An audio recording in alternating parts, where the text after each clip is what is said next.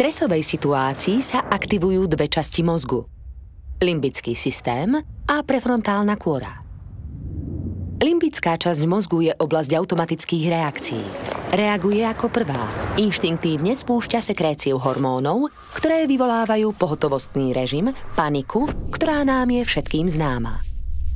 Prefrontálna kôra, ktorej úlohou je analyzovať, organizovať a inovovať, sa po chvíli dostane do popredia. Zastaví sekréciu hormónov limbického systému a umožní tak po prekonaní prvotnej paniky konať racionálne.